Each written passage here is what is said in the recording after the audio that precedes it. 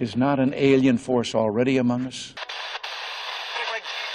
That's one small step for man,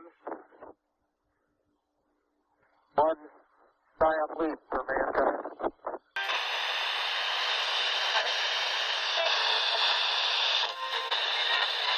From some other species, from another planet, outside in the universe.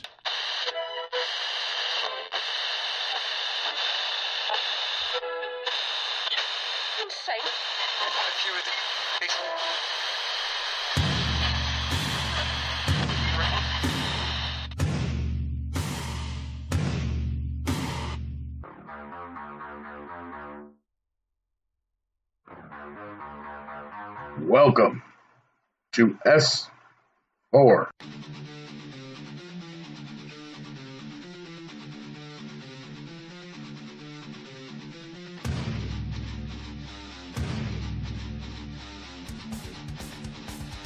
Good evening, ladies and gentlemen, and welcome to S4, the official radio broadcast of Forest Moon Paranormal, with host Eric Cooper and our panel of enlightened minds.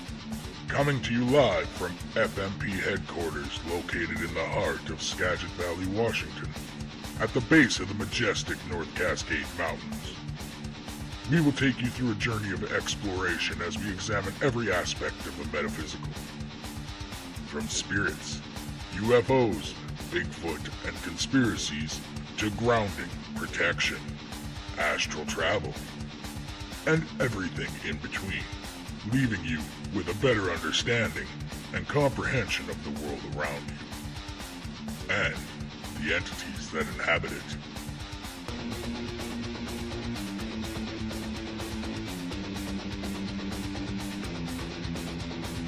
Join us every Saturday night at midnight Pacific Standard Time on the Fringe FM and locally on KSVU 90.1. Remember to check out the Forest Moon Paranormal Facebook page and join in the discussion.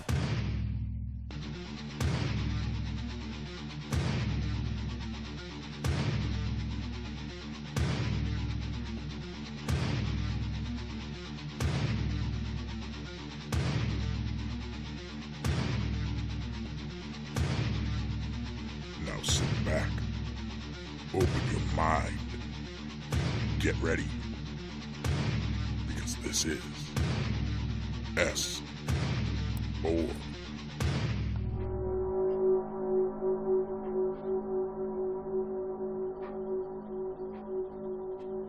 Good evening or morning, depending where you are. Welcome to S4, the voice of Forest Moon Paranormal, coming to you live from the FMP headquarters in the beautiful mountains of Concrete, Washington. FMP is a highly accurate emergency response team for all aspects of the paranormal, from aggressive hauntings to alien interaction, Bigfoot and other cryptids, and everything in between that's terrifying. S4 is the voice where we discuss these things in depth. You can find S4 on the Fringe FM every Saturday at midnight, where we can also find Lighting the Void with Joe Roop, Shift Happens with Cortana, and Dark Waters. We are also on terrestrial radio with the KSVU 90.1 FM locally from 10 to 12 Saturdays with our pre-recorded shows for the locals. So, folks, tonight it's our November team show where we sit and discuss various paranormal issues we have seen throughout the month of November. Tonight with us we have R. Keith Andrews, our FMP Alien Race Specialist, Cole Wegeleitner, our FMP Lore and Culture Research Specialist and owner of Statement of Sound DJ Services, Michael Hall, our paranormal lawyer and founder of UFOI Team, and Chris Dodge, our FMP Extended Care Team Leader and Instructor. Alright, so how's everyone doing tonight? And bug-eyed. Other than that, not bad. Yeah, doing well. So actually tonight we're going to be discussing a lot of paranormal protection, because I think that's an important aspect to talk about.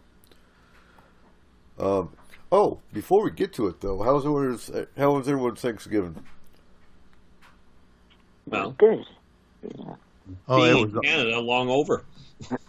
You're hungover. No. Being as I'm up in Canada, it's long over. Yeah, And, even when I was drinking heavily, I didn't actually get hangovers. You guys are what, October 7th, I think, isn't it? I don't know. You'll have to check my calendar because I don't pay It much. changes every year. Oh, okay. That's right. It's like the first or second Monday of the month. Yeah. Yeah, first or second, or I don't know. I find what I basically do is wait for somebody to say, "Hey, by the way, it's Thanksgiving," and I'm like, "Oh, okay." Well, it was funny because we went to the Canadian equivalent of Walmart. I don't remember what the name of the store was. And I see a big Superstore. In Canada, we call it Walmart. Well, no, this wasn't a Walmart, but it was set up just like Walmart. I don't remember what the name of it was, though. I think it was in Surrey. The Great Canadian Superstore? That sounds right. But it was funny because we walked into the big doors in the front, and there's a big banner that says, "We will be open Thanksgiving." Like, oh, it's October. That's weird. Why do they have a Thanksgiving sign in October? So we did our shopping and stuff, and we went up to the checkout counter, and we asked this guy. He's got a British accent, sound like he's in London or something. And we asked him, "So, you guys here in Canada have Thanksgiving?" And he goes, "Yeah, I think so. I'm not sure what it is though." I'm like, okay. He goes, "Hey, Melissa, when's Thanksgiving here?" She goes, "I think it's coming up." I'm like, "Oh my God, seriously?" She goes, I think we're open. I think it's next Monday." I'm like, "Oh my God."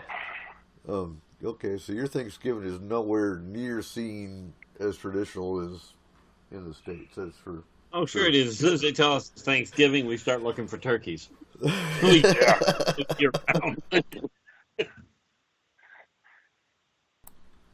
yeah, it made our day. Like, wow, cool. And in the last 10 years, Canada just started doing Black Friday. We haven't quite advanced to the trampling people stage yet. Well, but we're that's getting good. So, I've got to ask before we start talking about anything, has anyone heard any good Black Friday stories yet? Any maulings or, fights or protests or anything? Does it count when I went down to go to a store that was supposed to be open, and after 25 minutes of them not opening up when they were supposed to, with a sign listed that they had sales on and everything else, I decided they weren't open after almost half an hour. I went home. There wasn't a line outside the door? Oh my God. Yeah, there was. There were a few people waiting, and I'm like, I'm just not that interested in spending money here. Right? Yeah. Well, it's funny, they'll have $3 a pair of socks, and people are fighting to get in the door for a pair of socks because they're $3. I'm sorry, it's instead of $3. $5. I'm not buying them to start with. I don't care what color the Friday is. It's like I think Black Friday is.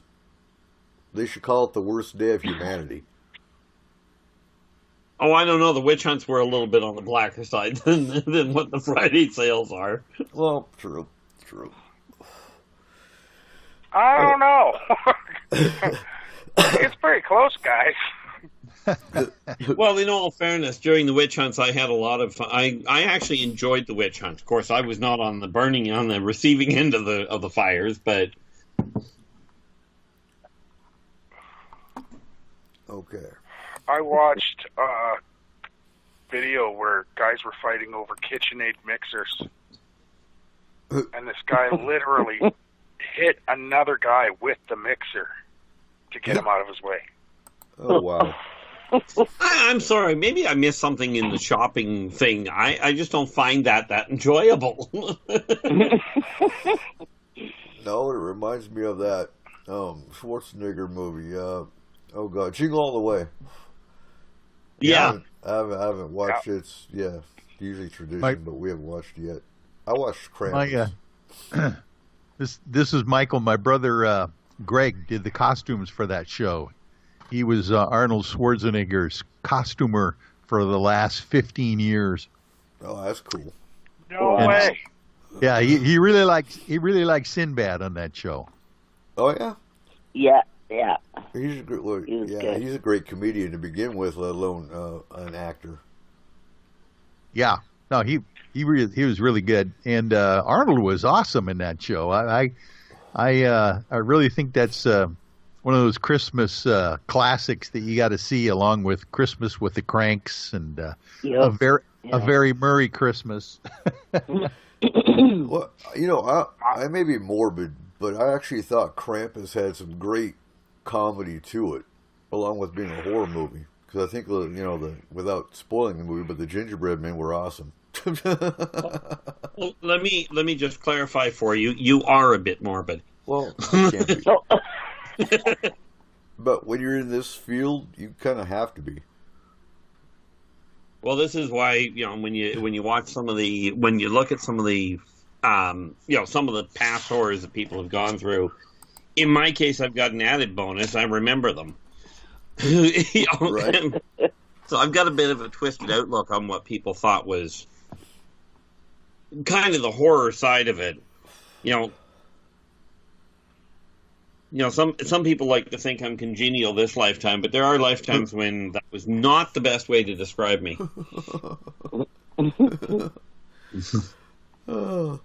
Okay, jumping into the topic for tonight. And you know, it's anything goes on the team show anyway. We just discovered we discuss team topics and whatnot anyway, which is why I thought tonight was kind of a good night to talk extended care with that focus. Because in light of recent cases we've been doing, people need extended care. And we need to clarify some things that I see discussed, especially in the group, pertaining to the use of sage. And its purpose. Because too many people seem to have this thing that, oh my God, I've got a haunting, so I need a smudge. And that shouldn't, you know, you can argue all you want about that will remove everything. No, it won't. We've kind of proven that with the cases we do daily, that using sage first oftentimes just ticks off whatever is there and makes it even worse and doesn't remove anything. Would you agree with that, Chris? Oh, yeah. That sage is more like a maintenance. That's not the main problem solver. Yep. Now, scientifically, it has been proven what it does. It takes the negative ions of the environment and turns them positive. So if you're dealing with just a basic spirit, it could remove the spirit, but doesn't mean the spirit won't come back. And if it's a malevolent entity, it's not going anywhere. Could it change the ions of the spirit? So, like, if it's an angry spirit, make it happy? No. No, that would be called weed. That works very well. Oh, wow. Oh. But not in spirit form. No, yeah. If they were smoking weed when they were alive, yeah, most definitely. Sorry, that was just way too easy of a setup.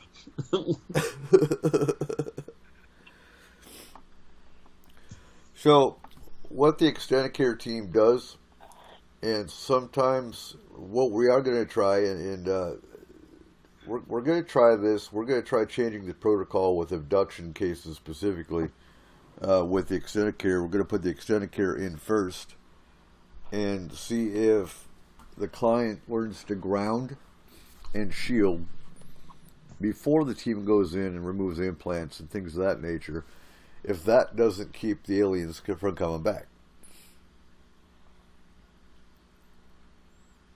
Well, that makes sense. You know, you did, because the reality is that you teach people how to shield to start with. If they get it right, then you don't have the problem. Right. Well, that's kind of our thought process with it. Because, it's been shown with the abduction cases we've done that we raise their vibrations to a positive level, to a higher frequency, the aliens can't come back. Now, then you have the argument, does that mean they're demons? No, it doesn't. It just means they're aliens. But aliens, generally speaking, the lower level aliens, the Greys, the reptilians, the more negative races, can't come in when there's a higher vibration. And I think they lower the vibration so they can come in. Would that make sense, Keith? Yeah, because now aliens are a funny thing from that standpoint, but when you're dealing with anything that is, if you will, naturally non-corporeal, it has to slow its vibration down in order to get into the physical world. It's just literally moving too quick to materialize if it doesn't. Okay, and that makes sense. The other thing that happens when people get the energy low, the higher your vibrational rate, it creates an interesting cross-current, an interesting wind that is quite frankly painful for a lot of them, and they just won't come near you.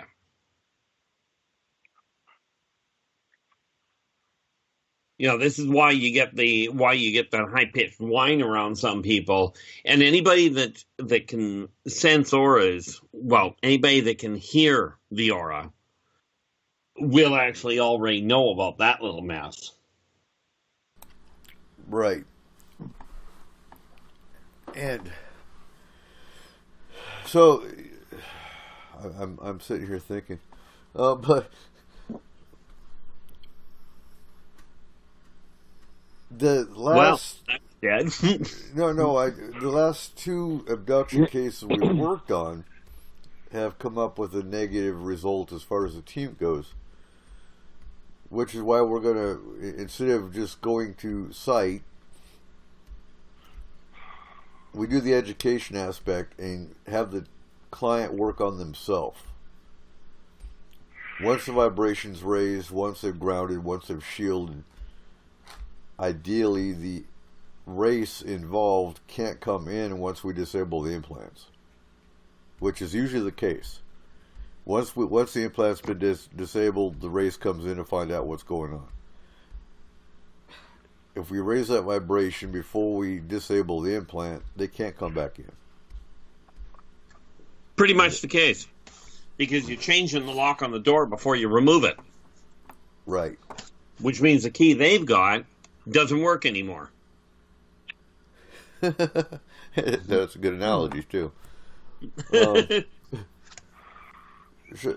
So of late, we've also been dealing with a lot of malevolent entity cases, which would be the same thing.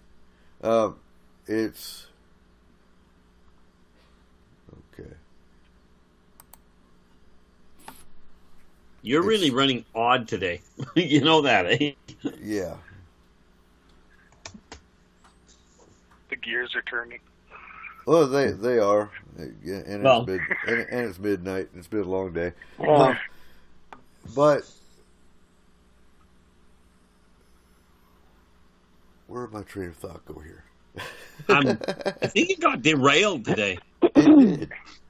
Yeah. Well, that's You know, would be interesting maybe for some of the new listeners would be to just describe, how in the heck you guys are able to disable the implants. It in the astral, in person, how it actually works. But I would imagine there's be some folks out there to be interested in obtaining your services in that regard. Right.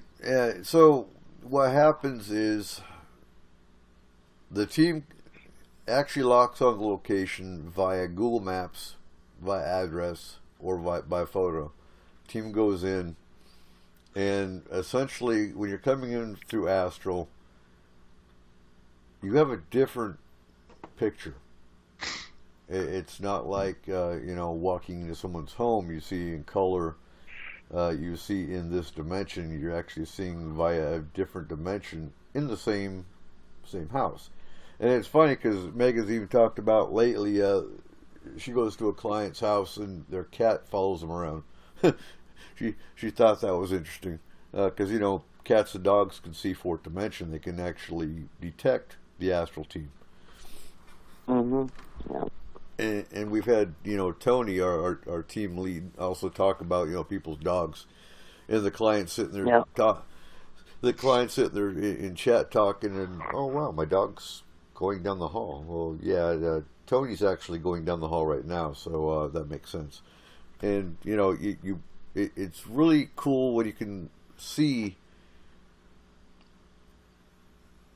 through the client chat and through the team chat. You can see how everything works together, and it proves everything works together. But basically, to disable the implant, we were able to, through astral, scan the client, pick out where the implants are, and do basically a high energy frequency energy burst, which disables the implant. And at that point in time is usually when the aliens go, what the heck's going on? The implants ain't working, let's go check it out. And then, that's where the astral combat comes in. But if we change our tactic and go high energy, high frequency, positive frequency, they won't be able to come check it out anyway. Now, the thing with malevolent entities, and even some spirits, is they will strike fear in the client, which lowers the vibration. Fear feeds them. It's almost like like a draw.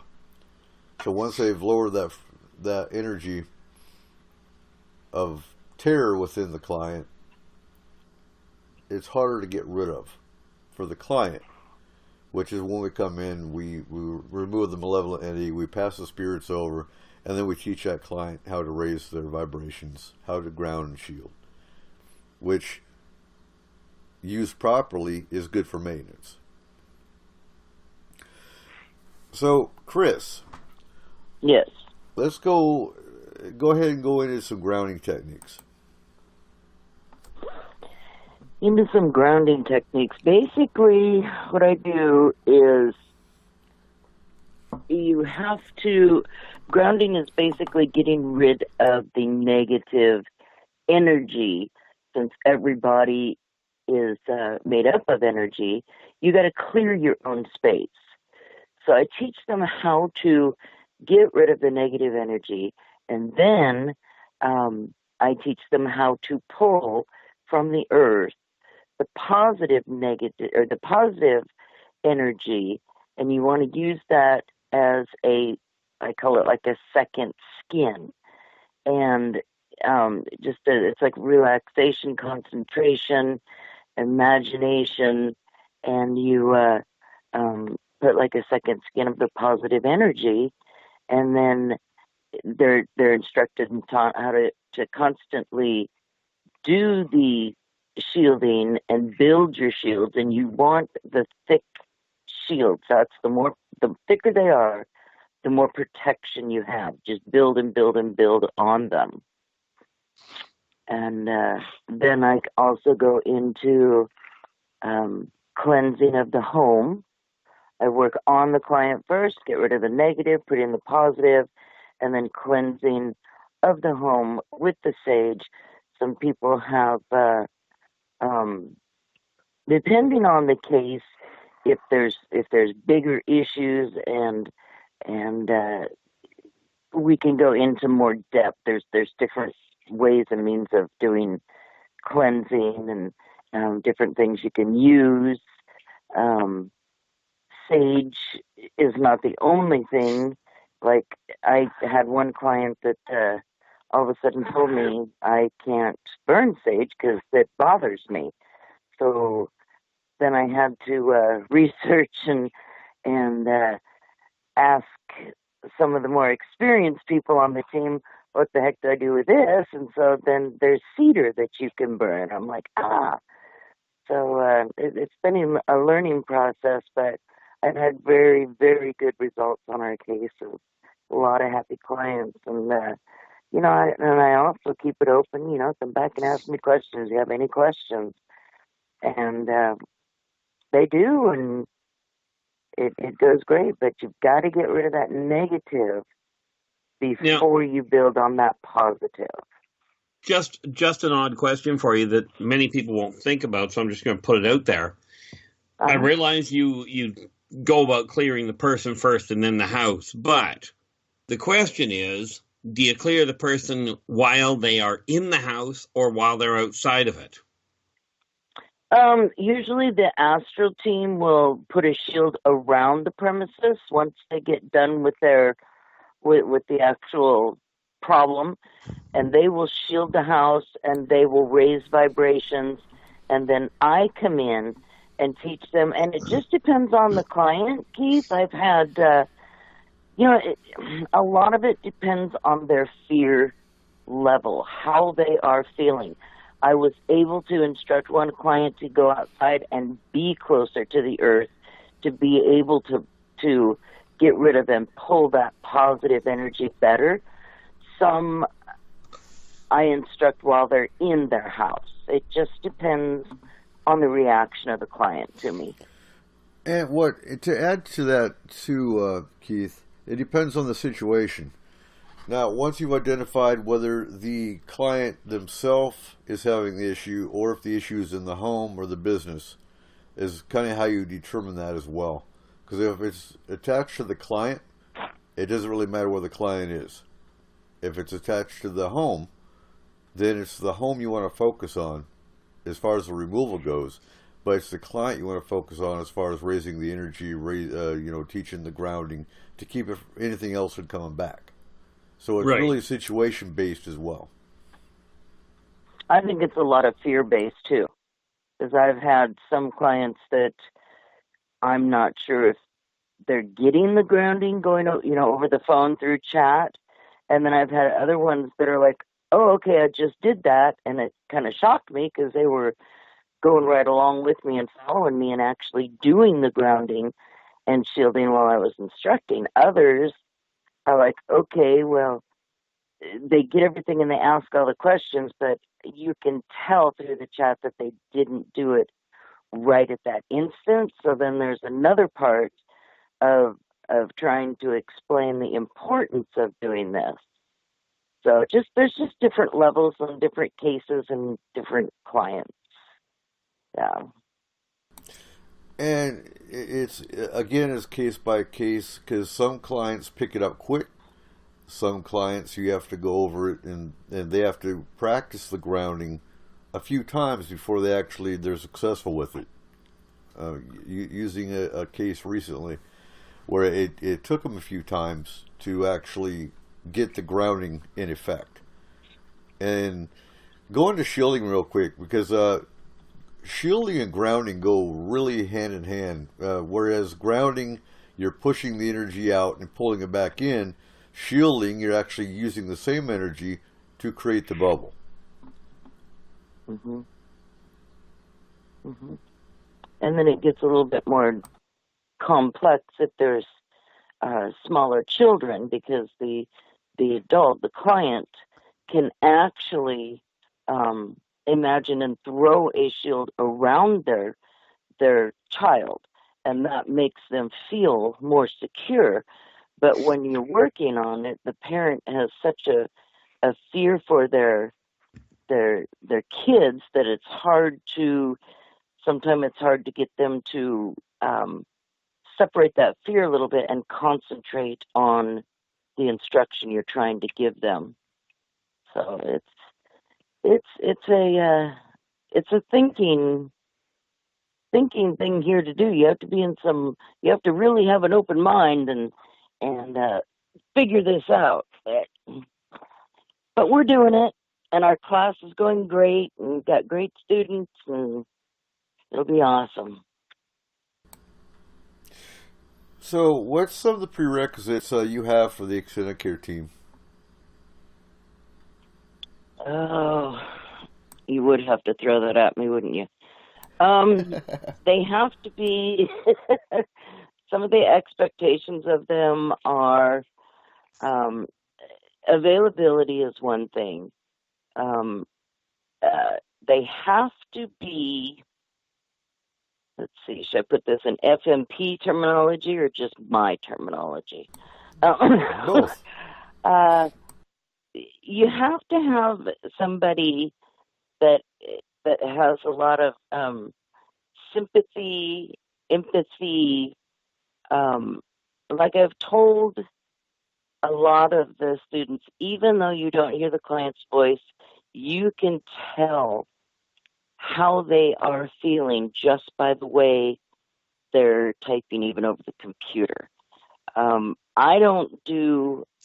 I have not done a in-person phone conversation with a client, and that's the only reason is because I go right in after the astral representatives are done. I mean, I could do it, but I just haven't done it. And you just have to be a specific type of person that sympathizes. You have to be able to listen, and it's just, you have to be the caring. I don't know how to explain it, Eric. There's just you have to have you have to be a certain, but a lot of it too. Sad to say, it has to feel right. Right. Yeah. It takes a special person to be able to have know the boundaries to listen without interjecting too much personal. Yes, that's what I've told the class too. That you don't put in any of your opinions. You have to listen. You have to listen. You have to answer questions. You have to approach each situation very differently. You don't take the lead. The client is the lead, and that's very, very hard question for me to answer because literally it depends on each case. Well, it depends on personality too. And you also have to watch if the extended care is not getting to the person, and we're seeing certain signs that there may be other issues. Speaking of possibly not actually paranormal, and then again, the astral team will really help with that. They will, when they go in, they'll tell us, I mean, if there's even anything there. If there's not something there, then, it could be the extended care representative that actually pulls in the psychology side of it, or it could be the astral team. But if we pull the psychological person into that case, you also have to handle that very carefully. Yeah, that kind of answer the question. And that's where our therapist comes in. We do have a therapist on the team that helps assess, and once it's kind of deemed that there needs to be a psychiatric evaluation going on, then she'll step in and ask the question she knows she needs to ask to help identify it, and then she'll actually find resources in the client's specific area to go in for an evaluation. So she's only there to evaluate, and then help assess, and she's a great asset. We also have the which is really, really cool, is we have a youngster on our team that has gone through experiences, and she is great to be able to talk to younger kids that are the kids of clients, or maybe even a client themselves, a child that's been affected by paranormal. So we have the youngster on our team that helps, and boy, that makes those clients feel good to have somebody their own age to talk to. Yeah, she's our peer support.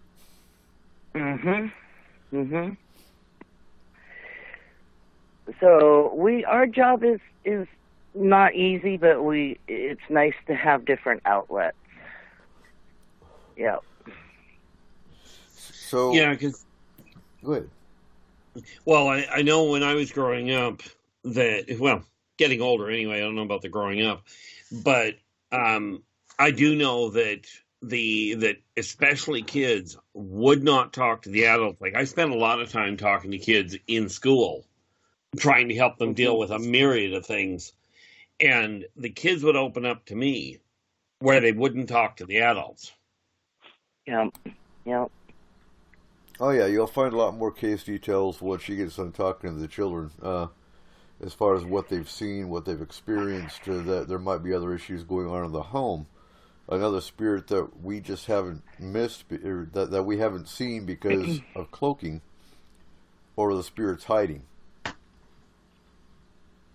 Well, and it makes sense that they would only talk to somebody that's their age and their generation, and somebody that understands, somebody that's gone through it, that is that age. Yeah. Yeah. And that can make all the difference in the world to your guys' work. Oh, most Yeah. definitely. Yeah. Besides that, the one thing that has to be noted is that where you're dealing with the youngsters, a child or a young teenager will see the world differently than what an adult will. And that's where you end up with some of the disconnect from the kids trying to talk to adults, even if they're willing. Right. And it seems like the younger the child, it may not be as scary. That might sound strange, but as an adult, you would find more fear than a child. Does that make sense? It makes total sense. Yeah. Yeah, because Right. some of the kids think, "Oh, that's my friend." That's just my friend. And adults like, "No, that's not a friend." Yeah. He's just my friend. I mean, I realize he's chewing on something that I'm not quite certain what it is, but he's not chewing on me, so he's good. Yeah. So, well, I know that was what my father used to worry about was I don't fear the paranormal at all. And he said that made it real difficult for him. Mm-hmm. So I want to jump over to Michael real quick. And Michael, have you seen an influx in UFO sightings and abductions, things of that nature in November? Actually, in November, it's been very busy as far as Peter Davenport and the National UFO Reporting Center is reporting, as far as sighting reports. In November, by the way, that's when the two different alien sightings were reported to Peter Davenport in Oregon. In Newberg, Oregon, and a place just west of Newberg, about 70 miles, there are actually alien entities being sighted on the ground, walking down a country highway on the side of the road by two different witnesses that had nothing to do with each other, and this was about 8 hours apart. So he does tell me that there's lots of activity. Maybe it's because people are having, more and more. Well, at least the weather has not been bad, so far as going outside and taking a smoke break or just being outside at night. But it is definitely picked up, he said, last month. So it's going to be interesting to see what happens in December with the reminder that it's only been since December 16th of last year that the New York Times article came out. The government, through the Department of Defense and the Pentagon officials that were interviewed for that article, confirming the actual existence of UFOs. So I think that has a lot to do with it. People now are maybe less reluctant to report these things. I mean, if it's in the New York Times, they're feeling a little bit more at ease to be able to call people up, make the reports, and I think that's making a difference. Well, getting away from the New York Times article, because that was a year ago, but even recently when you had the Smithsonian scientists come out and talk about alien technology that came through our own galaxy with that cigar-shaped craft. Yes. You know, we've got the media that's actually talking more and more about UFOs and kind of making it more accepting. What do you see, Keith? Do you see an escalation, or do you see, like, you know, Michael's just said, more and more people are outside? Personally, I'm seeing more of an escalation with abductions just this month alone. Oddly enough, it's not so much.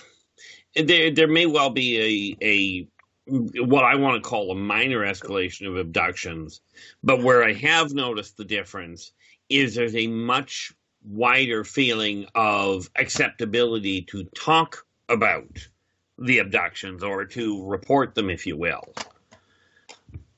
Okay, so what you're, in my opinion, essentially dealing with is a wider array of people that are coming out to say this is happening. It's not so much it happens more as people are just simply acknowledging it. Okay. Do you think we're going to see a rise coming into 2019? Oh, by the feel of it, yes. And that's because of the socioeconomic array that's taking place. From the off-worlder standpoint, when you look at the tracking and when you look at the at the implants and what have you, they are very interested. This is an extremely interesting time when you're looking at it from a societal evolutionary standpoint. And because of the information they look for, yeah, they will absolutely be picking up more people. And do understand when we talk about picking them up, we are talking about returning them. Yeah, you don't find too many cases where they don't come back. I think there's only one race that's actually involved in the not returning point, but they're very rare. That's the fact. The thing you got to remember is if they're not coming back, there's nobody to report it. They just come back in through NamUs, the missing persons sites. Yeah. But to keep the fear factor from coming in, yes, if you're not being abducted now, you're probably not going to be abducted, because I do see that side of things come in as far as, oh my God, am I going to be abducted? No, probably not. If you haven't been abducted, or your parents and grandparents haven't been abducted, then you probably don't have a whole lot to worry about. Yeah, it's not like they go picking on everybody. Just the lucky few of us. And I'll use that term a little loosely. Right. Well, that's profiling. And that's not okay. So, well, get over it. So, Cole, what have you seen in November?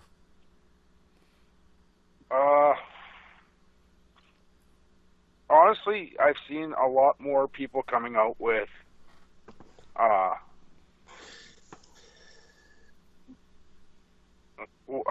do I put that? Spiritual proof, I guess, is how I put that. I'm seeing an influx on YouTube and on Facebook of more, and these aren't from the paranormal groups I'm part of. These are actually just on people's profiles. More people are coming out with different ideas that the spiritual world is out there. People that you wouldn't expect it from is what I'm saying. Okay. And that makes sense. I think we're entering a time in society where it's a little more okay to come out and talk about your beliefs and some of the aspects that are paranormal that are affecting their beliefs, if that makes sense. Yeah. Oh, to me, it makes total sense. Yeah. In the hardcore nuts and bolts area of ufology, people are now becoming more used to and hearing about and talking about the woo-woo factor, the spiritual end of the thing, the consciousness raising part of the idea, where a lot of people were just there for the nuts and bolts. They want to see, trace reports of landings. They want to get some scientific evidence. And, there's lots of us that are still, looking for that for sure. I'm an attorney. I want to see some proof that I can take to court. And that's what we look for. But also, people are realizing, I think, that this whole idea of consciousness being the key to everything, and everything is connected. I think that's becoming, as Cole was mentioning, I think it's becoming more and more of a realization, not just popular, but more of a realization with people. And that I would absolutely agree with. But I can honestly tell you as well, it's also, you can still see the fear factor there. Well, Yeah. the thing with that too is you expect, with FMP we don't see a rise or a fall, whether it's in October or not, because most paranormal groups out there expect a huge influx or a huge rise around Halloween. In October, you expect that. You expect to see a drop in November. We don't, just because we see the same caseload regardless of what season or what time of the year it is. But you're not seeing that drop. I mean, I think even other paranormal teams out there aren't seeing that drop, which is making them go, what's going on? Halloween didn't slow I would down. honestly... I would honestly expect the rise to happen after Halloween. Thinking from a statistical point of view, everyone's doing the dumb stuff up to Halloween. Right. Like playing with Ouija boards, that kind of thing. So after Halloween, you'd expect to see that rise, I would think. Because that's when they actually have the issues, is after they've done that and they're opening doorways and doing things they shouldn't be. Like leaving the doors open. Yeah. Right. And, let's discuss that for a second, because, that just came up in the group here, I think yesterday, about Ouija boards and how evil they are. Ouija boards themselves are simply a tool of communication.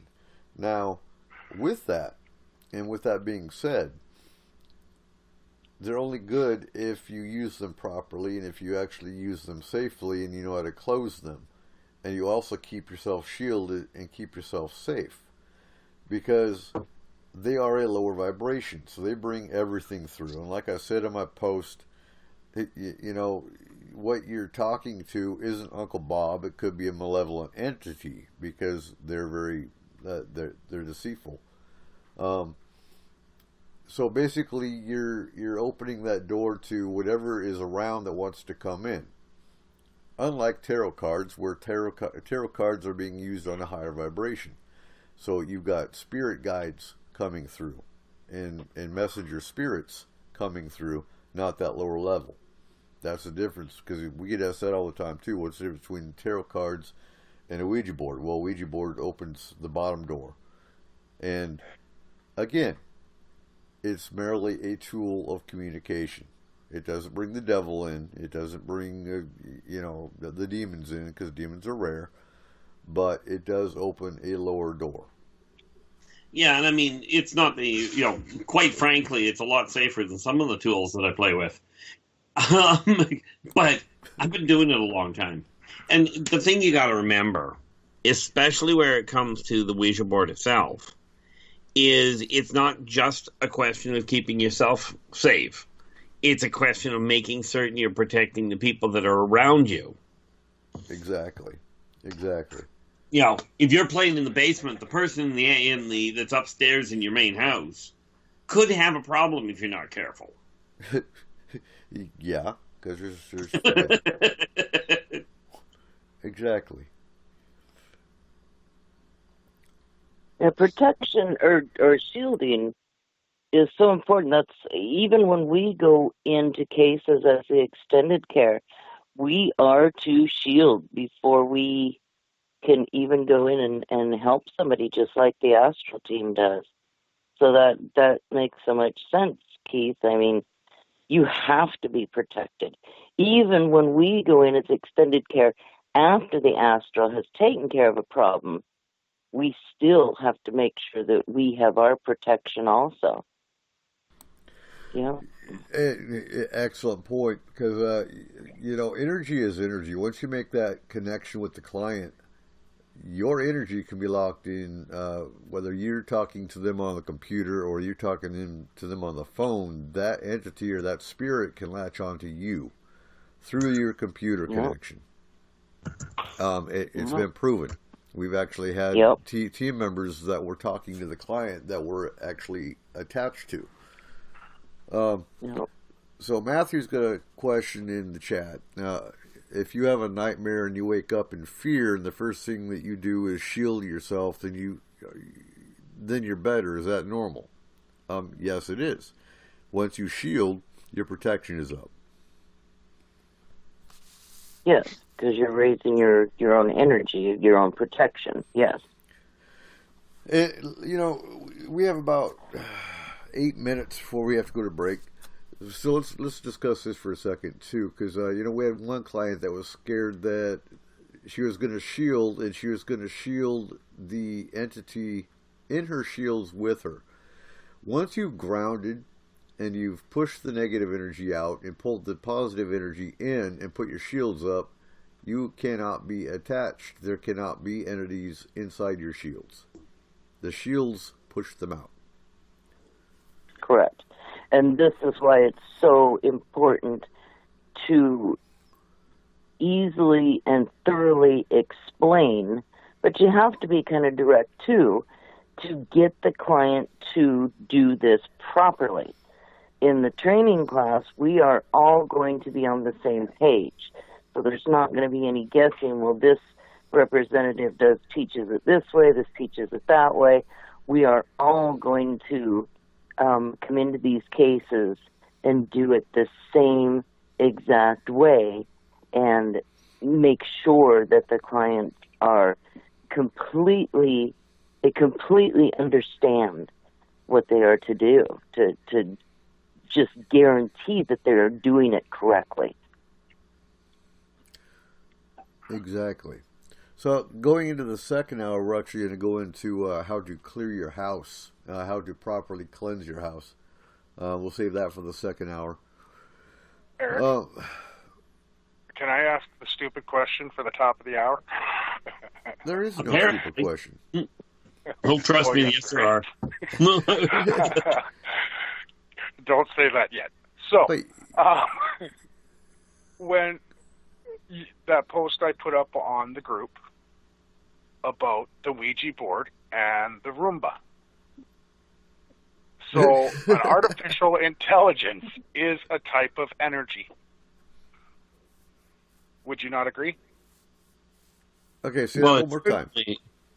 An artificial intelligence is a type of energy. Well, yes and no. So would it be possible for them to use a Ouija board? Okay. Well, here's where you have to literally look at it from a literal standpoint. If it's artificial intelligence, the answer is no. Okay.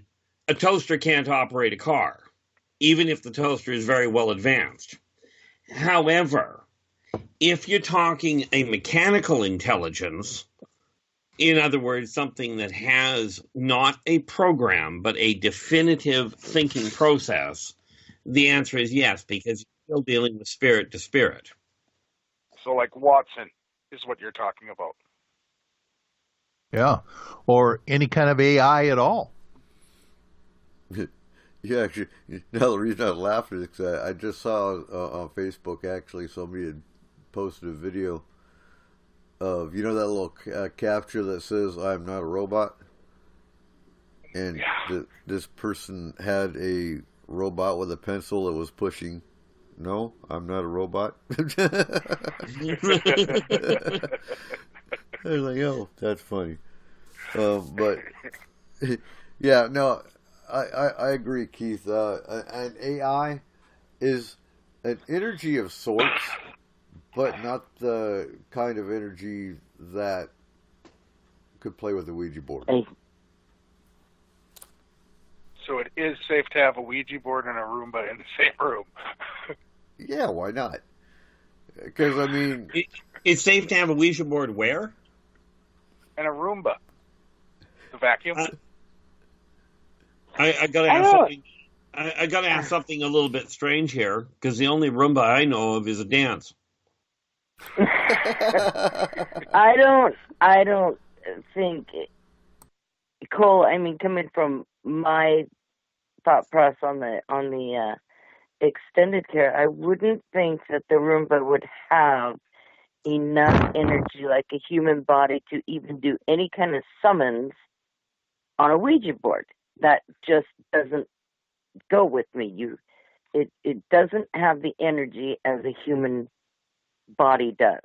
So I don't think there would be enough energy or enough intelligent energy to even do that. Well, does that make sense? But what about Watson? I say himself because really he has become almost a person in the non-logical sense. Somebody care to tell me who this Watson is that we're referring to? Is that your Roomba? No, so Watson is Microsoft built an actual AI that is the most intelligent computer in the world. It Jeopardy. Yeah, it's won Jeopardy. It is the world chess champion.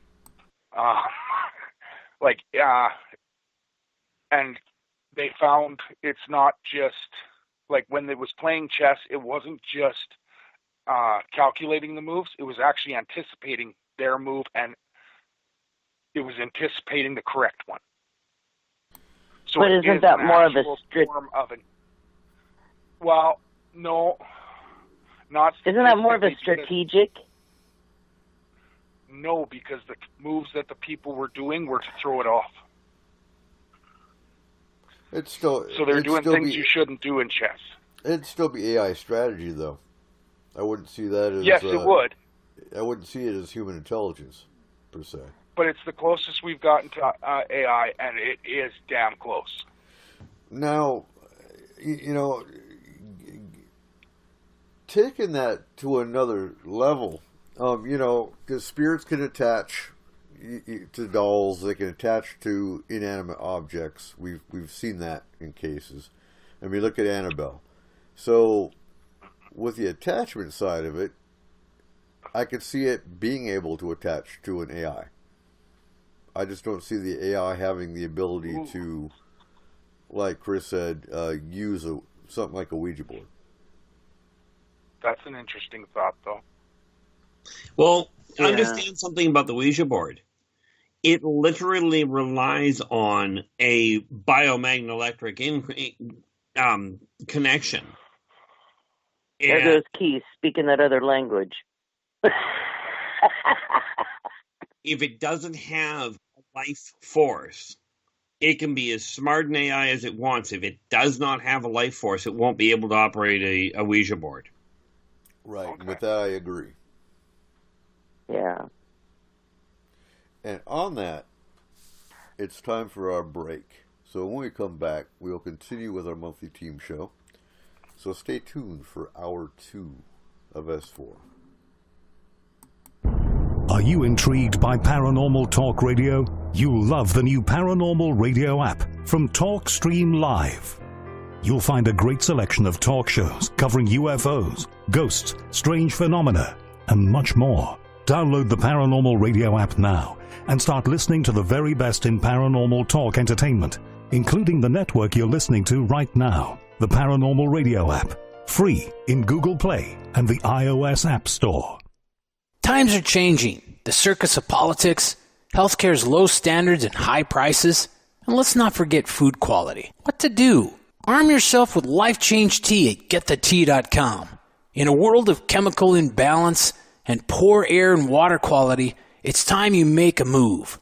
Log on to GetTheTea.com And stock up on organic non-GMO supplements. Don't forget the tea. Cleansing your body never felt so good. And we have a brand new tea called Takedown Tea, which helps support healthy glucose. All natural body support so you can be at your best, naturally. All you have to do is log on to getthetea.com. That's getthetea.com. We're not a fad that comes and goes. We are the real deal. Join us and armor up. Getthetea.com. That's getthetea.com. Changing America's health one tea bag at a time. So, you love talk radio? Then you'll love TalkStreamLive.com. TalkStream Live is always on, 24/7, with the best streaming talk shows. Find your favorite talkers and discover some new ones. It's free, readily available online or on mobile with any smartphone or tablet. Finding your favorite talk shows all in one place has gotten a whole lot easier. Just go to TalkStreamLive.com. Be sure to download the free apps from Google Play or the iTunes App Store.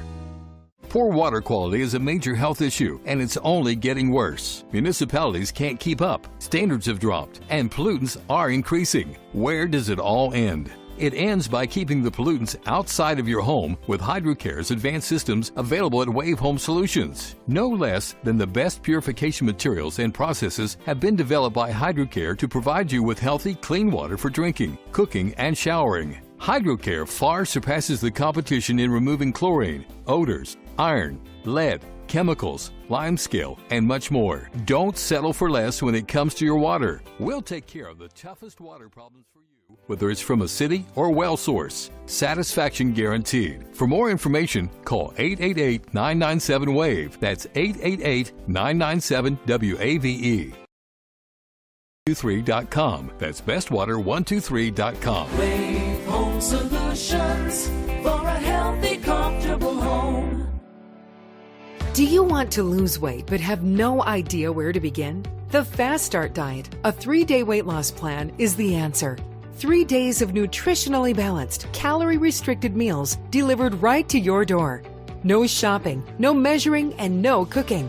Everything is prepared for you and ready to eat at home or on the go. The Fast Start Diet has all the amazing benefits of intermittent fasting without starving. We've helped thousands of people who have struggled to reach their weight loss goals. Isn't it time we helped you? With the Fast Start Diet, you'll lose weight and feel great. Find us on Amazon or go to FastStartDiet.com and use promo code POWER to get $10 off your first box. As a special bonus, we will include our #1 rated Lipo3 appetite suppressant spray free with your order. Whatever your diet plans are, start with us at FastStartDiet.com and use promo code POWER. Okay, nurse, let's get this man to the ER stat. Right away, doctor. We see this every day. Heart attack or angina pain due to blocked and clogged arteries. Chelation can remove obstructions or blockages from arteries and help avoid painful and expensive surgery. Now there's Angioprim. It's a liquid oral chelation product that you take with juice. You start to feel the results fast. Angioprim increases blood flow all over the body, and that means more energy and strength to take on the day with less aches and pains. 60 years of research has gone into chelation, and Angioprim is the result. A safe and easy way to unblock your veins and arteries from buildup that slow circulation. Paging Dr. Jones. Please report to the emergency room right away. Log on now for a special radio offer from Angioprim. That's angioprim.com/radio. ANGIOPRIM. Angioprim.com/radio or call 877-882-7221. That's 877-882-7221. Balance of Nature's fruits and veggies in a capsule. It's a great product. And the one thing I liked about it the most is that when you open the bottles, you can smell like the scent of the fruits and veggies. It's no genius thing to it. It's really just fruits and veggies, which everyone needs. And you guys kind of put it in a way where you can take it easy and you can get it, and it's natural, and that's what I like about it. You know, I like the product, and I've taken it, and it's definitely made me feel a lot better. You know, I'm a healthy person to begin with, but it's definitely good prevention, and it's definitely gives me energy, and I feel like it's a natural thing. I like it. I really do. For a limited time, use discount code TALK. to receive a 50% discount on your first preferred whole health system and have it shipped to you free. Call 1-800-246-8751 or go online to balanceofnature.com. Again, use discount code TALK. All right, welcome back to S4. Tonight's our November team show. Hope you all enjoyed tonight's discussion. You can also find the archives at our Spreaker site and on the S4 YouTube channel for all the shows you missed in the last 2 years. Anyway, back to the show, and I do want to add, so when we do commercials at the top of the hour, that can be your business. So we are looking for sponsors. We are looking for people who want us to advertise your business, and you can get a hold of me anytime in the FMP group. So, all right, where were we, guys? Well, I'm still sitting in the same place I was, but, you know, I'm a little... Oh, I am too. I've just got coffee in front of me now. We were talking about Roombas. We were talking about Roombas and AIs, and so yes, they can get attachments to them, but they cannot. They don't have the bioelectric energy to actually manifest anything, and I would agree with that. Which makes it quite safe to put a Ouija board next to your computer. Although, you know, in fairness, I wouldn't recommend putting quartz crystal next to your computer, especially not if you're active to start with yourself. Well, it's a magnifier. Yeah. And you still have the human element of energy that comes through your computer indirectly. Which always makes it really, really fun. You put you put a quartz crystal right next to your computer. You can blow the motherboard all over the floor. And yeah, that makes sense. We made that mistake. So, you know, it always astounds me because I've heard on other radio shows, I've heard other teams, and, you know, they don't believe in protection, they don't use protection. And these aren't teams that just aren't educated. These are teams that honestly don't think anything can affect them. What's your guys' opinion of that? Well, you said I wasn't allowed to swear on this show. So we'll settle for the old adage of "it'll never happen to me" is usually the last thing somebody thinks before they end up blindsided and potentially dead. Or going home with an attachment at a minimum. Yeah.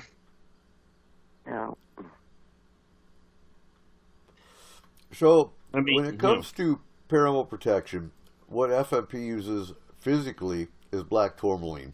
And I was talking to Chris during the break, and we are going to go over some stones that we do use on a routine basis that are, if you put your intention into them, will protect you. But they do have to be cleansed. They do have to be charged. And what we do is charge them and cleanse them in between cases sometimes, depends on the intensity of the case, or at a minimum once a month during the full moon. So what I want to throw in real quick before Chris takes over is rose quartz is excellent for nightmares. And I bring that up because Matthew was talking about nightmares in the chat room earlier. Generally speaking, you charge your stone, you put the intention to your stone that you want it to catch the nightmares. And I use this oftentimes with clients with kids for boots on ground cases.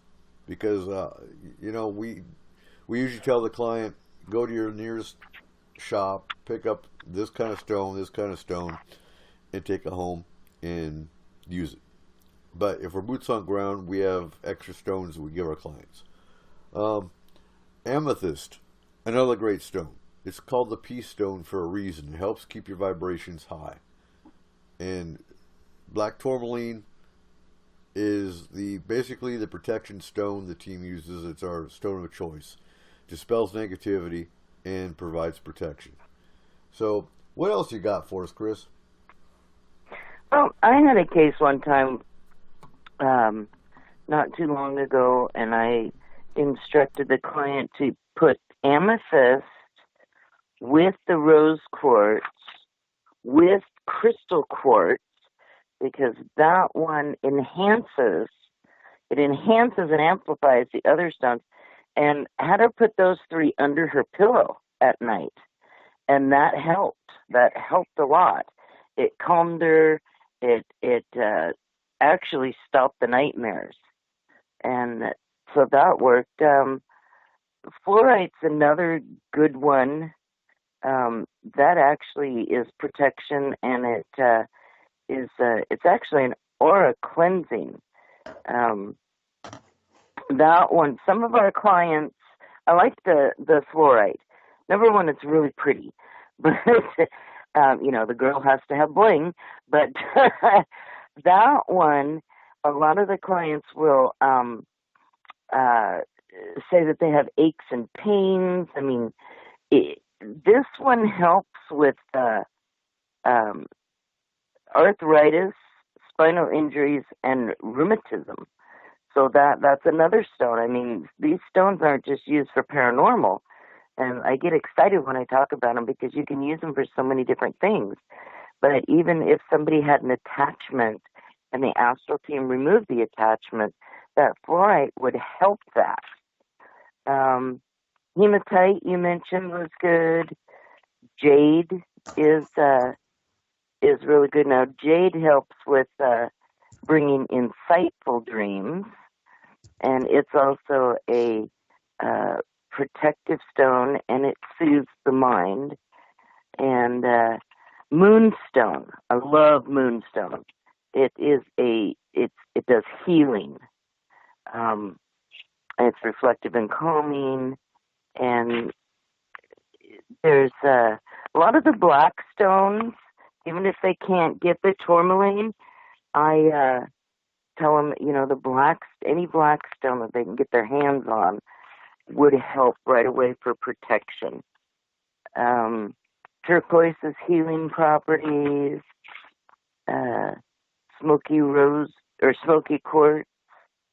Stones are just awesome, and they're so easy to find information on them. I mean, you just type it in and just read away, but they help so much. That's an extension of the extended care is going into the protective stones, also herbs and also candles. Different colored candles in the home can also help with different things. I had a recent client that she's having issues with residual. The astral's been in there 2-3 times after the case and checked, and there's nothing there. But a lot of clients, if they've had the issue for such a long time, it's like I was talking to my husband about it, and I explained to him. I said, us as human beings, when we're young, we're taught to tie our shoe, and that is in our mind.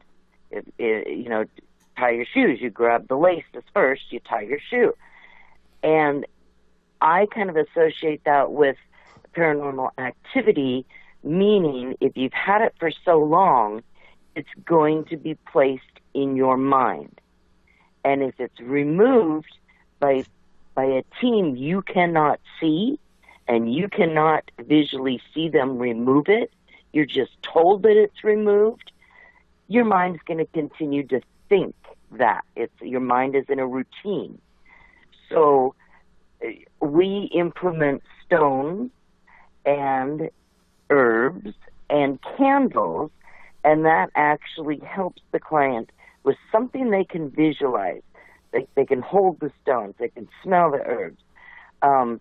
That actually helps them reverse and get their mind out of that previous routine, if that makes sense. Does that make sense to anybody?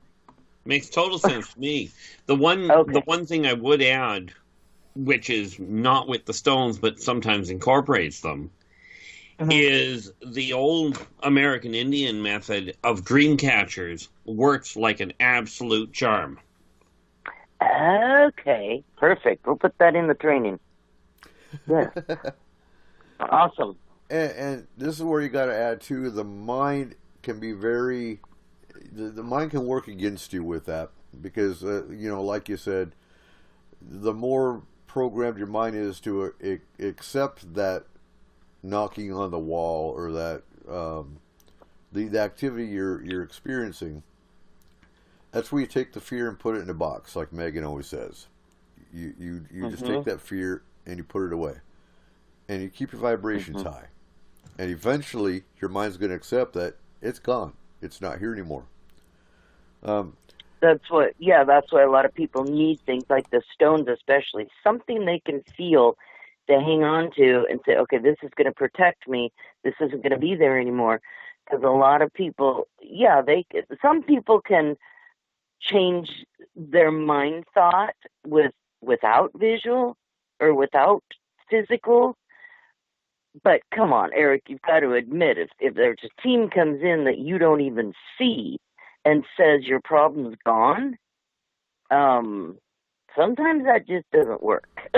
No, the team gets rid of it, but you've got to give them hardcore something solid to use to try to change their mind over. Exactly. Anyway, yeah. Now, Matthew's got another question in the chat. Is it easy to get possessed even if you have shielded right in with the stones? And I'm going to say possession is rare. So, can you get possessed? Yes, you can, if you allow yourself to get possessed. But possession itself, very rare. Need to know is something going on or why these questions are being asked. I think that's a good question, but to answer him, I'm not watching the chat room right now, but to answer him, if you're grounding and shielding, that is keeping your energy level up, which is less likely to get affected. You would be less likely, I'm never going to say impossible, right? But you'd be less likely to be infected. That is the importance of shielding, is to keep your energy level high. People that go through depression have a low energy level, and that is why sometimes they're affected more by attachments and things. So if you're grounding and shielding, your energy level is up there. So you're a lot safer. We'll just put it that way. Right. And the stones enhance it. Yeah. And you bring up an excellent point with depression. December is known to be a high depression month. One, because of the holidays. People get depressed around the holidays. Two, because it's winter, it's dark, it's miserable, and it just brings about a depressing atmosphere. So what would you suggest for December? Well, that's such a broad question. Okay, let me say this. I just had this case today, as a matter of fact, and I had a client that is just in this huge depression. And, I'm not a psychologist. I'm a help you ground and shield person. I'm help you protect yourself. So I heard something, and we go along and we'll pick up these information and pieces, and just like Keith said, use the dream catchers. Cool, I'm putting that in my book. But this client is in a huge depression, and I have to think, okay, how can I help her? Well, she's having some, let's just say, how do I put it?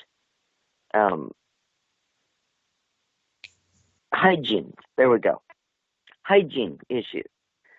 So I heard one time about you could also use showering water, because it's one of the four natural elements, right?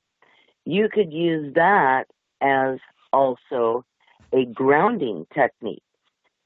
In the shower, you have your one element that chases the negativity away. So that's what I told her to do. And I won't know until tomorrow. It's, when she gets back to me. But you got to get kind of creative sometimes, and that's an easy thing to do when you're showering. Boost up get the negativity out. That's all I concentrate on. If they're in a depressive state, let's get you happy.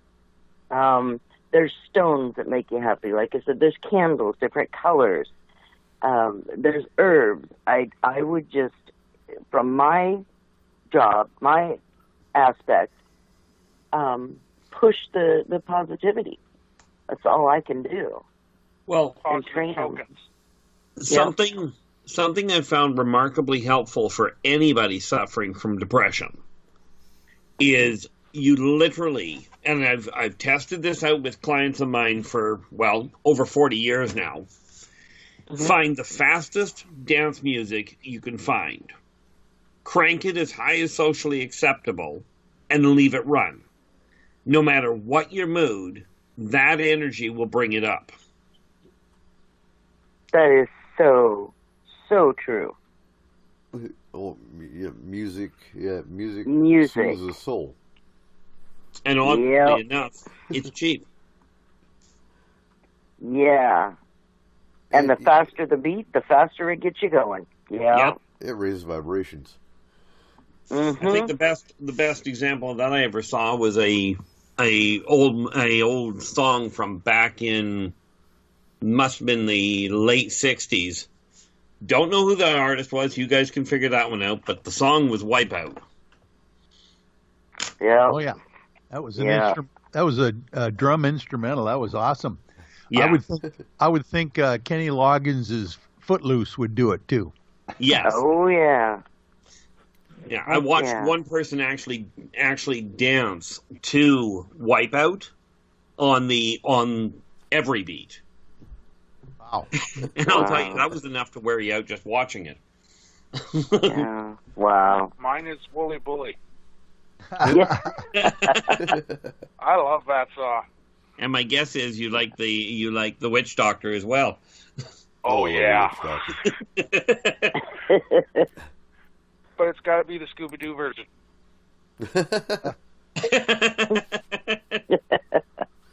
That's the best one. Right. I've got to say, I'm usually not one into holiday music, but we've been listening to Pandora, the Christmas channel, and I like the old classics, the old classic Christmas music. It's great. Yeah. Bing Crosby. Yeah. Yep. Yeah. Yep. White Christmas. Definitely. Yeah. Not high paced, but very enjoyable. It is. Anything being Crosby. Yeah. And it makes you happy. It honestly does. I know a lot of people, even people who don't like Christmas or get stressed out during the holidays. When you hear those songs, it takes you back to a time when you were a kid and holidays weren't stressful. Yes. Yeah. Yeah, watching the cartoon Frosty the Snowman always comes to mind too. Yep. There you go. This is the thing. People say that Christmas doesn't have magic to it, but I tell you, it's the one time a year, regardless of what nationality, what your religious beliefs, or where you are in the world. Even I found in the spirit worlds and off-world, around that point in time, everybody seems to try to be a little nicer to each other. Except for Black Friday. That's what I was going to say. You know what? I actually just saw something in the news. So in Regina, Saskatchewan, there is a Sikh church, or Sikh. I'm not sure how they pronounce it, and I apologize for anyone listening. They actually have a sign out front. They have it all year round, but at Christmas time, instead of Happy Holidays, instead of anything else, it does say Merry Christmas. Yeah. And the reason they do that, and they went on the news and told everyone, is in no way, shape, or form will they ever change what they call their holiday. Why should we have to change ours? Bingo. Yeah. Yep. And that is a very good point, and hats off to them, quite frankly. And that's the thing. This holiday, yes, it is it's a Christian holiday, it's a pagan holiday, but like the actual idea of Christmas is Christian. You're celebrating the birth of Christ. But Christmas can mean so many things now to so many people. To most people, it is friends, family, and togetherness. That's all it needs to be.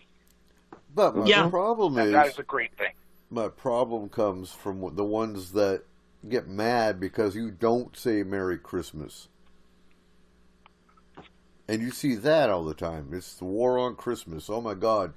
They don't want us to say Merry Christmas. Well, actually, if you like Merry Christmas, great. But don't push it on everybody else.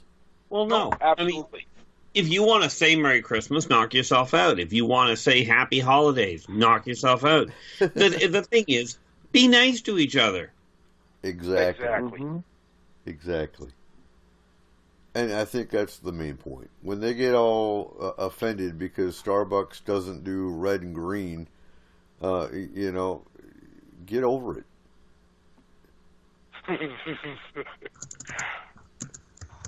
There goes half our listening base right now. Shut off the radios.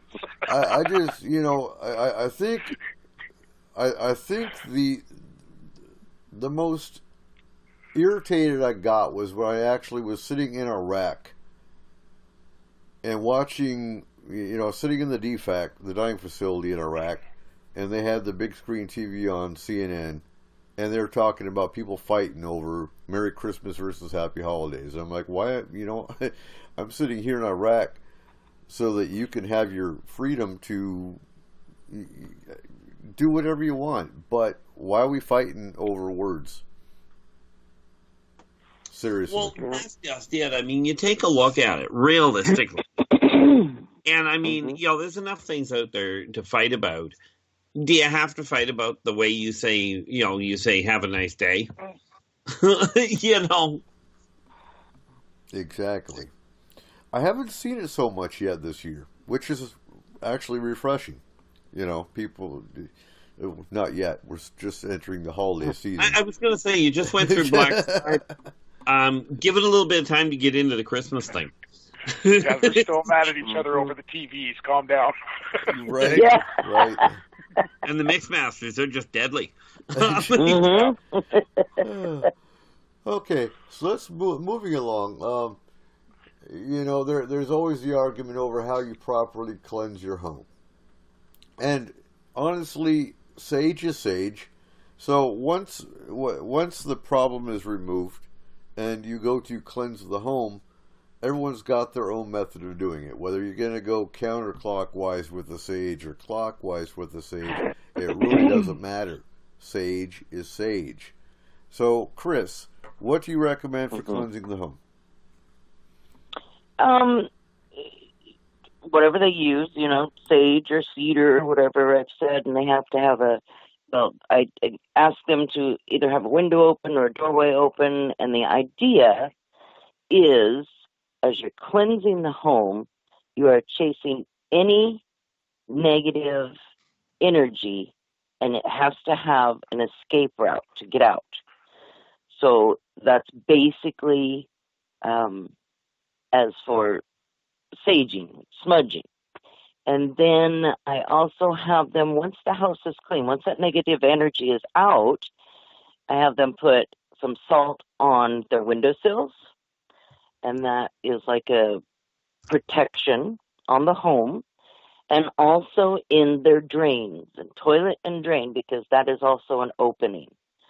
So the client should have a negative-free environment with any openings, possible openings like windows and drains, also treated as a protection. And it's funny because you see that in the movie. I mean, I think it was actually Ghostbusters. You actually saw the ectoplasm coming up the drain, because, again, people forget the drains all the time. You drop a pinch of salt. You drop a pinch of salt down the drains, you take care of the drains. But yes, that's what people always forget, is getting the drains in the mirrors, because mirrors can create doorways. One thing. Yeah. With the sage, if you're renting, burning anything in your home, make sure it's okay with your landlord. You don't want to lose your damage deposit over doing something that you could perhaps do another way if it's not okay with them. Yeah, and that I would agree with. You know, something else, by the way, is another one that I find very useful where it comes to using the herbs and what have you, is frankincense works very well. Mm-hmm. And that's actually the blend that we use if we have boots on ground. It's a mix with sage, frankincense, myrrh, rosemary, and a few other herbs. And we use a charcoal block. They're charcoal discs. You can get them for like $2.49 in any metaphysical shop. It comes in a roll, and they last forever. And you drop a pinch of the frankincense, the myrrh, the sage, the rosemary onto the disc while it's burning. It turns white, and it creates a great smoke. Smells great. And it cleanses the home, it raises vibrations, and smells good while you're doing it. Yeah. Oh, by the way, just one thing to clarify. You mentioned that it doesn't matter whether you go clockwise or counterclockwise. I won't argue with you, but I will tell you what I found is going counterclockwise brings the energy up faster than going counterclockwise. Okay. And that makes sense. I just know there's always the argument. Again? I just know there's always the argument. Going counterclockwise, Keith, or say that again? You start, and you don't have to worry about the compass point, but for explanation purposes, start in the north, go to the west, then to the south, then to the east. But it doesn't matter which compass point you start at. Right. Just counterclockwise. Okay. Yeah. Okay. And you know, and that causes fights. You got some to say, oh, you got to go clockwise. And the other ones are, oh, no, you got to go counter. You know what? The sage is still hitting the room the same, regardless which direction you're starting. Yeah, it's got nothing, in all fairness, the direction you go has nothing to do with the sage itself. Right. It has to do with the mobility. Mm-hmm.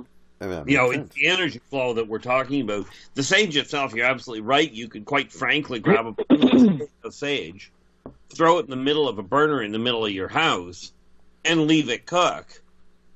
And aside from it setting off fire alarms, or smoke alarms rather, then you're using too much. And also depending on, it always depends on the case and the extremity of what had been going on. But some people I've also had to tell them as they're saging to say things like only positive energies allowed here and no negative energies allowed here, and things like that, and it actually puts them in a little bit more control. I have different verses that I can use that I have written down that I will give to the clients, like I said, depending on what the situation is. But that also depends on the religious belief as well.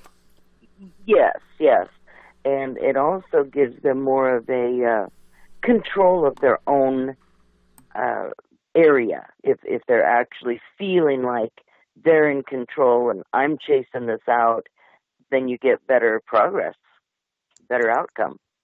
Yes. Mm-hmm.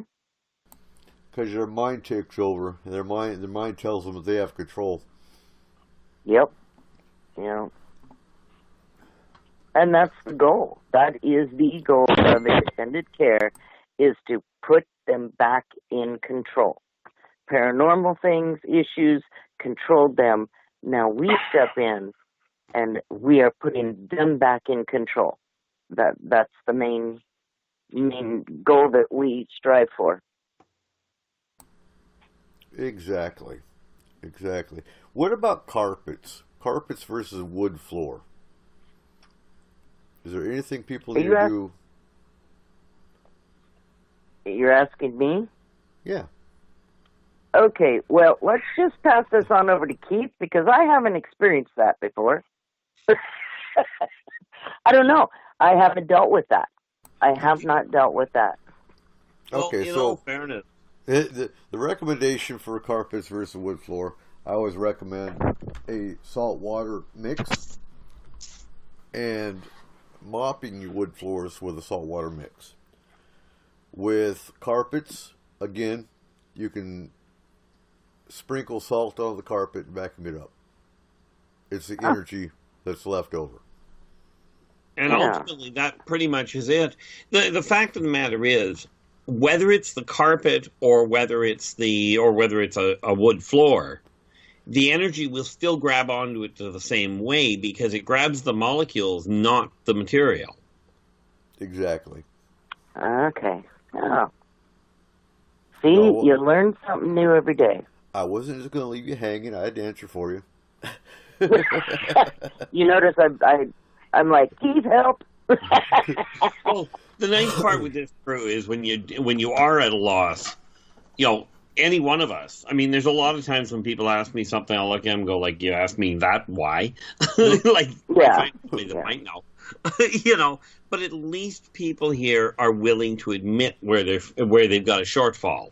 And there's a lot of groups that don't, and I'll tell you, that causes me more of a headache than the ones that legit that go, look, I don't know how to deal with it. Well, and that you have to be, that's what I don't understand. In this extended care, you cannot guess. You can't guess because you're dealing with people's lives. So you have to ask. Well, it wouldn't be advisable, although I have seen it often enough to know you can guess. It's just a really bad idea. I just can't believe you guys didn't say send in the Roombas. Come on, guys. You're going to keep going back and forth on this Roombas, and I still have no idea what the thing is. It's because I really want one. It's a vacuum cleaner that does it itself. It's this little disc that goes around your house. Thingy. Yeah. Okay, all you need to do is you don't need a Roomba. You need a maid. I have 4 kids, and none of them will do it right. Okay, that's not called a maid. And if you take their play toys away from them, they'll do it right because they'll figure it out faster. But the trick when you're dealing with that, find the laziest one of your kids and tell them to do it. And until they get it done, none of the kids can have the toys. Well, the thing with a maid, though, they can get attachments. The Roomba can't. We had one of those Roomba things, and I got rid of that. It scared the heck out of me one day, and my dog was going nuts, and I heard this noise. You know the noise it was making? That was the vacuum cleaner working.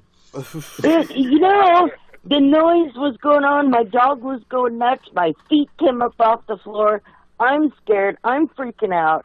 I'm looking for Brent. He's not around. And then finally he comes back and he sees me still sitting in the chair with my feet off the floor because I don't know what's after me. And that darn Roomba came off of its charger and turned on by itself and got under the chair, and my dog was going nuts after it. I said, you get that thing out of my house. It's not living with me. See, you had it trained right. No. That was probably Brent. He probably sent a timer on it or something. It's actually suggested that pet owners don't buy a Roomba. Yeah. If your pet has an accident, it will not identify that, and it just tends to spread it around. Ew. Are you speaking from experience, Paul? No, I saw it on YouTube. The guy woke up, and his house, there was just lines of it everywhere. Yeah. Well, that paints just a wrong picture for this day. I want to. Can I bring up something that I will again admit that I do not have much information or experience on, but I've heard of people shielding their yards around the perimeter of their house. Absolutely. Protecting. Okay, I don't know much about that, so if I don't, maybe other people don't, so can we go over that? Different ideas. So generally you're raising energy, and I've done this to clients' homes in the last 12 years, and generally I use a sword, because a sword is what I draw my energy with. And I will actually walk the perimeter of the person's property. And oh my God, if they have 7 acres, it really sucks because it's a lot of property to shield. Yeah. So basically, I'm visualizing energy with my sword, and I'm physically drawing a line around the perimeter of the property. Now, if you want to take that a step further, you'll take power stones, which oftentimes I use tiger's eye, and you will bury that in the 4 corners of the property. After you visualized the energy drawn around the property. Now, and as you I know you tell your clients all the time, you can never ground and shield enough. This isn't something you do one time and my shields are permanent. No, you have to keep working on your shields daily. Depending on how much activity and depending on how many problems you've got going on. But building your grounding and building your shields or working on your shields daily is ideal, because the more you work on your shields, the stronger they are. And same thing with the property. If you go around your property once a week, you should be fine. But that's how you shield property. Okay, let's go a little farther. You said that you've used tiger eye. Are there other things that you can use? Okay, looking at plants. Rosemary. Get a rosemary plant. Put it in front of your door. Plant it around your house. Ooh. Rosemary is a plant that dispels negativity. So I know that's one plant. Cedar trees are another one. I have an experience with this, actually. Megan helped my wife. Kayla was having issues sleeping. She was having some dreams that were quite unfriendly. And I believe Megan called it an act of protection that she put on our house. But don't quote me on that. That might not be what she called it. But it not only helped my wife, but my mother-in-law was waking up at, honestly, the witching hour every night for almost a month. And she couldn't get back to sleep. The night that Megan did that, my mother-in-law slept peacefully, and she has for since then. So it has worked quite well. So what the team can do, and what they do when it comes to, when they put shields up, they do it the same way but through astral.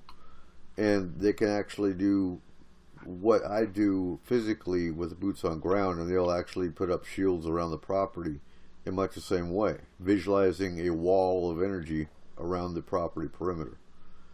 And that's the same as doing a boots on ground physically. Basically creates a wall of energy that keeps things out.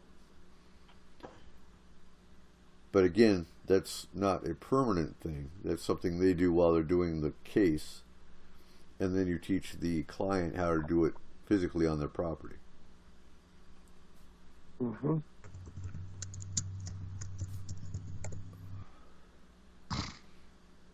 any other questions? Go ahead, Keith. There are a couple of other ways that it can be done. Quite frankly, if you've got the strength to do it, and this may save you a whole lot of hassle.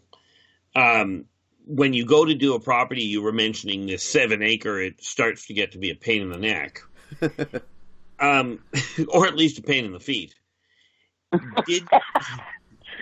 Did you by any chance realize that you can actually set off using an energy pad, using essentially an energy pocket? You can set a shockwave up that'll clear that entire acreage without walking it. It's just more fun walking it. Okay, you've got a sixth sense of enjoyment. Of course, I've got a bad leg, so that may explain that. Well, coming from military, I'm used to hiking anyway. But no, I'm and what you're describing makes total sense. But when you're not versed with sending a shockwave, then I'll go the method I know works. So basically, you're and clarify this for me. You're visualizing a ball of energy thrust onto the ground that sends a shockwave out. Essentially, yes.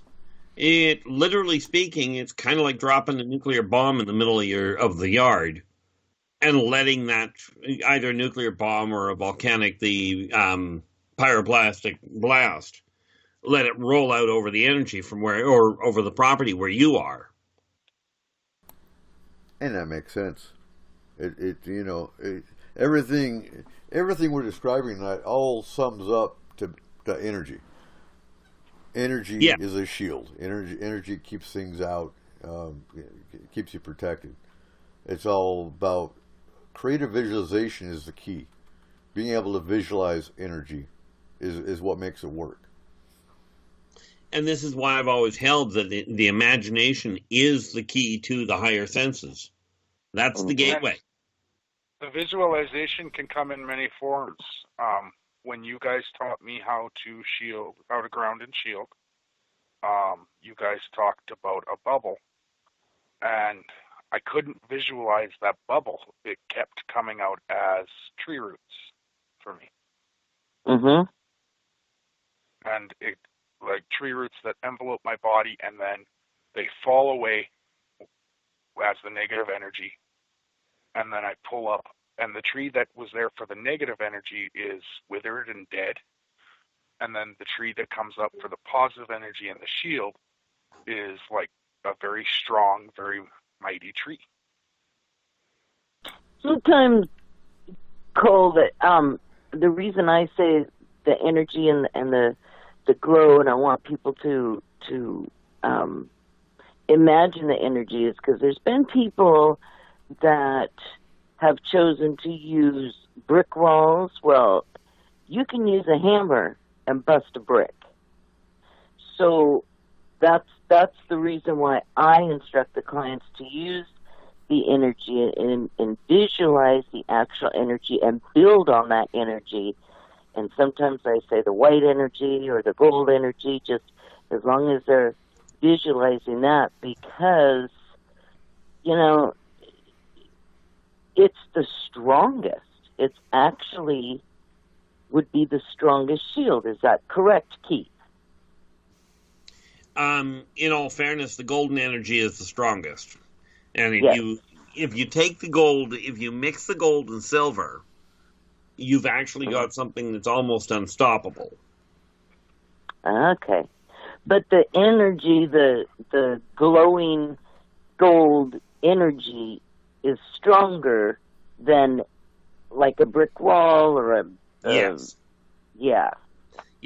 Because... The only reason I think the tree root came to mind is honestly because of my native heritage. Well, let's face it. The tree root puts you right directly in contact with Gaia, and that is the biggest energy source on this planet. Primarily because it is this planet. Mm-hmm. Very true. Mm-hmm.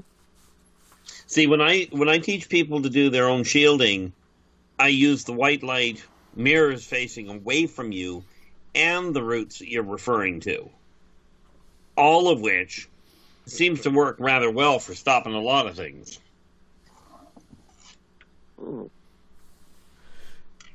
So, Michael, you got anything to add tonight? Well, I was just kind of mulling over the whole idea of the wise men coming with gold, frankincense, and myrrh, and you guys are like, hitting hot buttons in my imagination here of obviously, if they were going to, if these, magi, wise men, or whatever, are coming to baby Jesus's birth, and they are bringing such an important gift to supposedly the King of the Jews at that point, wonder why gold, frankincense, and myrrh. That was just always something in the back of my mind I was wondering about. Well, gold is one of the best energy conductors on the planet. We start there. Mm-hmm. Yeah. Myrrh links between life and death. Net result, you're pulling from the spirit world and the physical one. And frankincense links between the, so to speak, the wealthy and the poor. So you're pulling the energy from everywhere at the highest possible, with the widest base, if you will.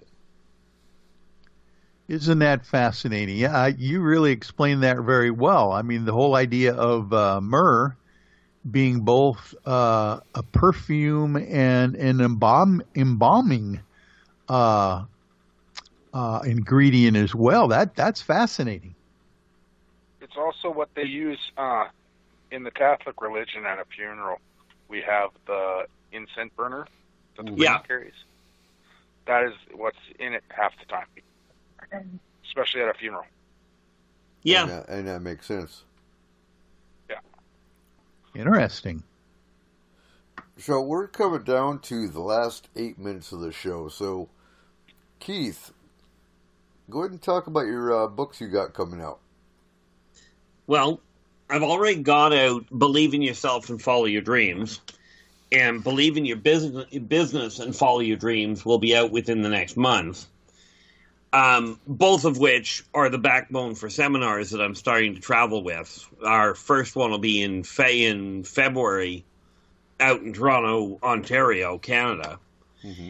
And then the first of the trilogy, Elderbach, The Latter Years, is coming out. We should have it ready for Christmas. It's a question of putting the money together. And all of those you can order directly from my email at innervoiceenterprises@yahoo.ca.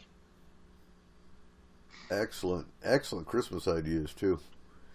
And Michael, tell us where we can find UFOI Team and where we can find your radio show as well. Oh, sure. Thank you. Well, the UFOI Team, we live stream our weekly meetings on Monday nights. That's 6 to 8 p.m. Pacific Standard Time on Facebook at UFOI Team. My radio show on nightdreamstalkradio.com is every Saturday night, 7 to 8 p.m. Pacific Standard Time, where we have all sorts of different, not just UFOs, but cryptids, Bigfoots, ghosts, and all sorts of paranormal activity there. So they can find us on ufoiteam.com on the internet as well. Excellent. Oh, and since we got you here, so when is Blue Book being released? Oh, yes. Tell us about Blue Book real quick, because I know you were at the premiere. No one from FMP could make it. Upset me because that was going to be a great VIP. Did you go to the VIP party afterwards? Oh, yeah, definitely.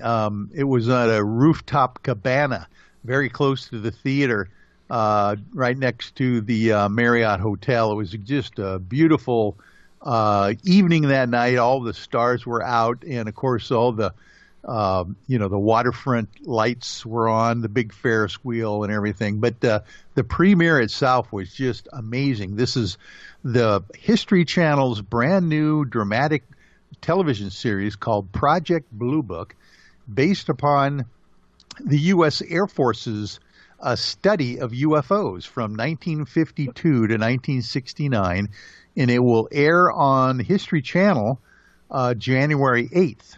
At 10 p.m. Pacific Standard Time. Actually, it's 10 p.m. Eastern or Central or Pacific Standard Time on the History Channel.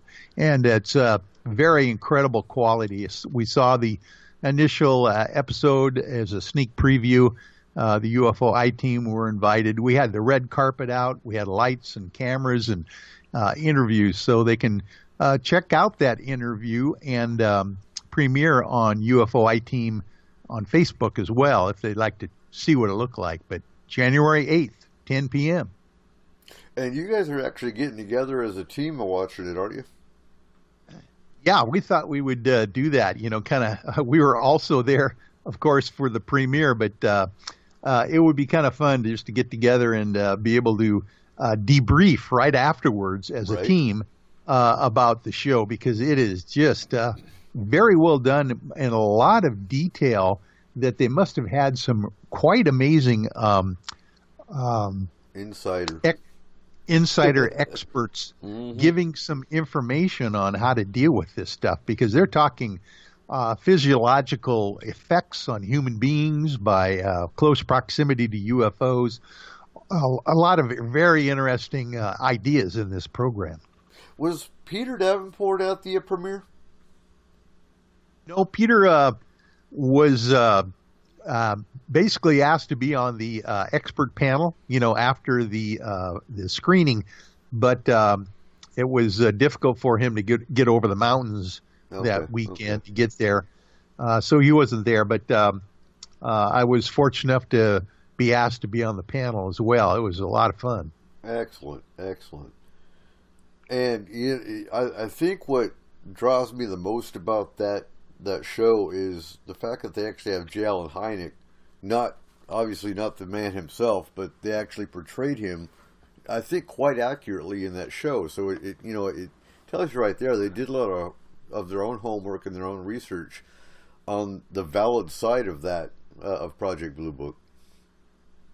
Yes, and I would imagine this is going to be the new X-Files for the next few years into the future here. They've got over 12,000 cases that the Air Force studied, so they got plenty of material. Now, with Blue Book, do you think they actually closed it down, or do you think it's still going today? Oh, no, it's, kidding. It's still going today. There's lots of different programs that are going today. Grant Cameron, the famous Canadian ufologist, says that one of the programs that they've got going is they're studying experiencers and abductees' brainwave patterns. They think there is a clue there of people that have been abducted and have experiences with UFOs that something unique is either happened to them or already in their brainwaves, and that's why they might be abducted. So I think they have programs going all over the place for this. And that's a very good possibility. So, folks, time has flown as it always does. I want to thank our crew tonight, our Keith Andrews, our FMP alien race specialist. Make sure you check out his 2 new books he's written and watch his YouTube channel. Cole Wegleitner, FMP culture and lore research specialist and owner of Statement of Sound DJ Services. Michael Hall, a paranormal lawyer and founder of the UFO I-Team. And Chris Dodge, our FMP extended care team. Our music came from Cole. Look forward to more intros from him. He does awesome work. So if you have your own show, you want any kind of an intro, get with Cole. Our closing music comes from Stephen Gill of Twisted Images, Twisted Studios Department. And as always, you can catch S4 on the Fringe FM every Saturday night at midnight, and KSVU 90.1 FM Saturdays from 10 to 12. So next week, and actually every show that we do in December is going to be holiday related to the paranormal. So December 1st, can you believe it's December, next weekend already? So, December 1st, we're actually going to talk about what do we expect for December on the paranormal. It'll be for the first of our holiday specials. December 8th, we'll talk about, like we did last year, the creatures of the holidays, Krampus, some of the other ones. And it's going to be a very active month. So thank you again for listening to S4. Keep your eyes to the skies. Remember, it's you that give us a reason to produce S4. Yeah, what's up? I think if you say Roomba 2 more times, we could get a sponsorship. Roomba. And you know what, folks? There we go. we're actually looking for sponsors. So if you want to have your business on S4, give us a shout so we can get you on there. So have a great week, S4ians.